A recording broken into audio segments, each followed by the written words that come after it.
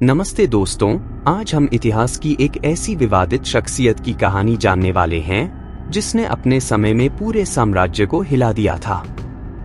हम बात कर रहे हैं मुगल बादशाह औरंगजेब की। औरंगजेब का जीवन महत्वाकांक्षा, धोखे और निर्दयता से भरा हुआ था। अपने पिता को जेल में डालने से लेकर अपने भाइयों को मौत के घाट उतारने तक औरंगजेब ने सत्ता हासिल करने के लिए हर हद पार की।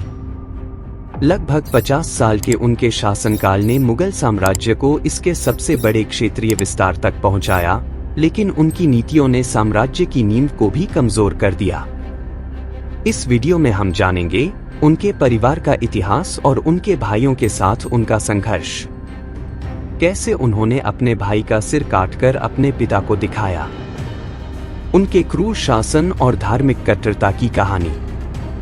और अंत में कैसे उनकी नीतियों ने मुगल साम्राज्य के पतन की राह खोली। तो अंत तक बने रहिए और जानिए औरंगजेब की पूरी कहानी, जो इतिहास में एक गहरी छाप छोड़ गई। औरंगजेब का जन्म 3 नवंबर 1618 को गुजरात के दाहोद में हुआ था। वे मुगल बादशाह शाहजहां और मुमताज महल के तीसरे बेटे थे। उनका बचपन एक अमीर और राजनैतिक रूप से जटिल माहौल में गुजरा। उनके 3 भाई दारा शिकोह, शाह शुजा और मुराद बख्श उनके बचपन के साथी थे, लेकिन बड़े होकर वे उनके सबसे बड़े दुश्मन बन गए। दारा शिकोह उनके बड़े भाई शाहजहां के सबसे चहेते और स्वाभाविक उत्तराधिकारी माने जाते थे। दारा को अपने ज्ञान और धार्मिक सहिष्णुता के लिए जाना जाता था। वे हिंदू और इस्लामिक दर्शन के मेल के समर्थक थे। दूसरी ओर औरंगजेब अपने भाइयों से अलग थे। वे अनुशासन प्रिय, कट्टर धार्मिक और कुशल सैन्य रणनीतिकार थे। 1657 में शाहजहां बीमार पड़े और मुगल साम्राज्य में उत्तराधिकार का सवाल खड़ा हो गया। चारों भाइयों के बीच सत्ता के लिए जंग शुरू हो गई।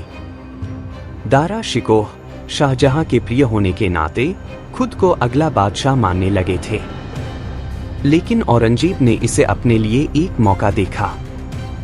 औरंगजेब ने सबसे पहले अपने भाई मुराद और शुजा से गठजोड़ किया ताकि दारा को कमजोर किया जा सके। 1658 में हुए सामूगढ़ के युद्ध में औरंगजेब ने दारा को बुरी तरह हरा दिया। दारा युद्ध से भाग गए, लेकिन औरंगजेब ने उन्हें पकड़वा लिया।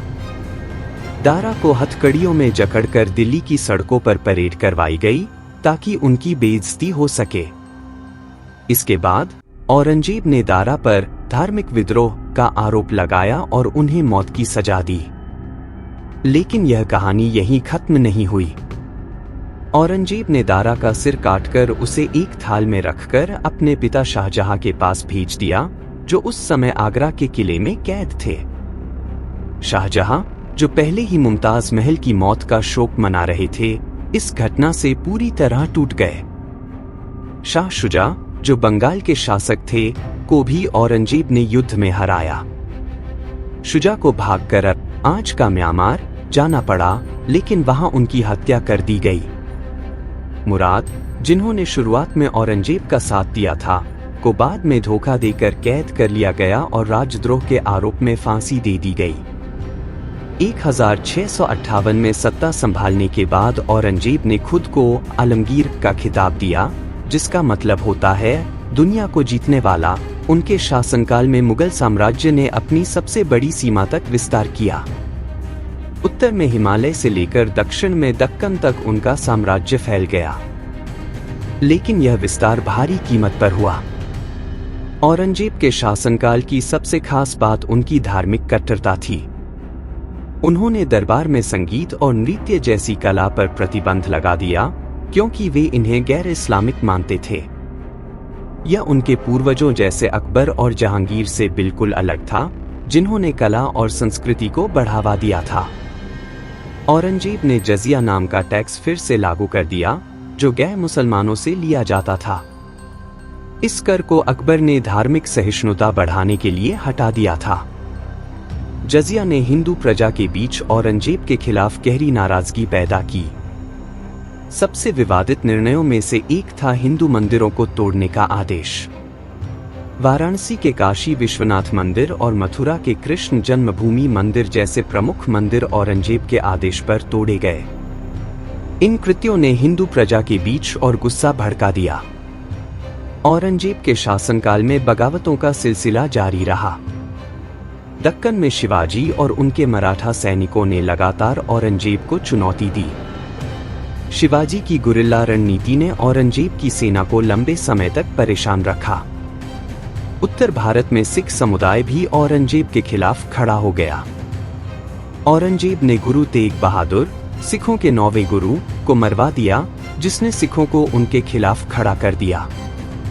राजपूत, जो मुगलों के पुराने सहयोगी थे, भी औरंगजेब की नीतियों से नाराज होकर बगावत पर उतर आए। लगातार युद्धों और बगावतों ने साम्राज्य की जड़ों को कमजोर कर दिया। औरंगजेब ने अपने जीवन के आखिरी साल दक्कन में बिताए, जहां उनकी तमाम कोशिशों के बावजूद मराठा विद्रोह थमा नहीं। 1707 में जब औरंगजेब की मृत्यु हुई, तब तक मुगल साम्राज्य कमजोर हो चुका था और इसके पतन की शुरुआत हो चुकी थी।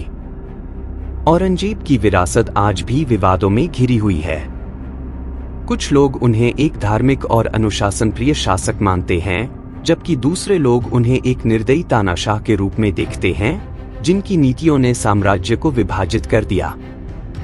उनकी सैन्य सफलता ने मुगल साम्राज्य का विस्तार तो किया, लेकिन उनकी धार्मिक असहिष्णुता और दमनकारी नीतियों ने उनके शासन को कमजोर बना दिया। उनके बाद के शासकों में उनकी जैसी काबिलियत नहीं थी और मुगल साम्राज्य तेजी से कमजोर होता गया। औरंगजेब की कहानी एक सबक है कि अत्यधिक महत्वाकांक्षा और कठोरता किसी भी शासन को कितनी बुरी तरह प्रभावित कर सकती है। उनकी नीतियों ने एक विशाल साम्राज्य को अस्थिर कर दिया। तो आपके विचार में औरंगजेब कौन थे? क्या वे एक धर्मनिष्ठ शासक थे या एक निर्दयी तानाशाह? हमें कमेंट्स में जरूर बताएं। इस वीडियो को देखने के लिए धन्यवाद। अगर आपको हमारा यह प्रयास अच्छा लगा हो तो लाइक, शेयर और सब्सक्राइब करना न भूलें। अगली बार फिर मिलेंगे।